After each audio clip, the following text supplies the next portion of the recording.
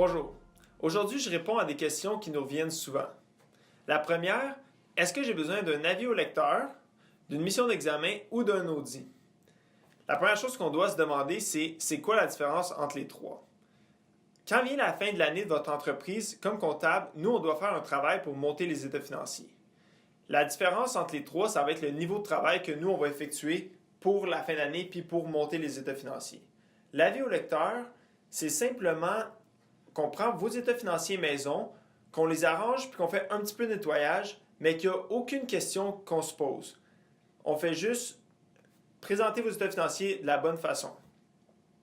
Après ça, une mission d'examen, c'est là qu'on va se poser un peu plus de questions.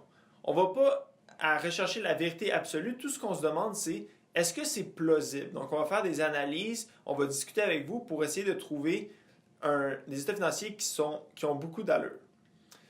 Après ça, si on monte d'un cran, là, c'est l'audit. L'audit, c'est là qu'on va vérifier que tous les chiffres sont bons. Fait qu'on va passer à travers chaque ligne, puis on va aller chercher de la preuve comme quoi chaque chiffre est bien vrai. Donc, une fois qu'on sait un peu c'est quoi la différence entre les trois, c'est lequel est-ce que vous avez besoin. Bien évidemment, un avis au lecteur va être beaucoup moins cher qu'un audit ou d'un examen. Mais c'est pas nécessairement une mauvaise chose de payer un peu plus. Quand que vous allez chercher à la banque puis vous allez chercher un prêt, la banque va souvent vous demander un examen au minimum ou un audit.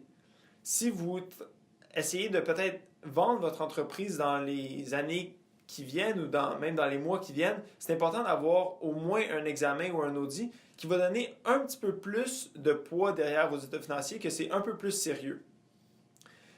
Vous allez aussi vouloir avoir un examen ou un audit si vous êtes plusieurs investisseurs dans la compagnie. Puis ça, c'est spécialement vrai si vous avez des investisseurs qui sont silencieux, donc qui ne sont pas impliqués dans le day-to-day de la compagnie. Fait après ça, est-ce que je veux un examen ou un audit? Ça va vraiment dépendre de votre budget et de la complexité de votre entreprise. Donc, ça, c'est quelque chose qu'on peut en discuter. Puis après ça, on peut aller voir vraiment qu'est-ce qui va être nécessaire ou qu'est-ce qui est requis par la banque. C'est important de toujours regarder les prêts puis les demandes que la banque va vous faire. Si vous avez un budget qui est plus limité puis que vous êtes quelqu'un qui roule l'entreprise seul ou que vous êtes deux partenaires et puis que vous êtes les deux impliqués également dans l'entreprise, un avis au lecteur peut aussi être une très bonne solution. Après ça, une fois qu'on a fait l'avis au lecteur, l'examen ou l'audit, là, c'est autour des rapports d'impôts. Mais ça, c'est une autre question qu'on pourra aborder à un autre moment.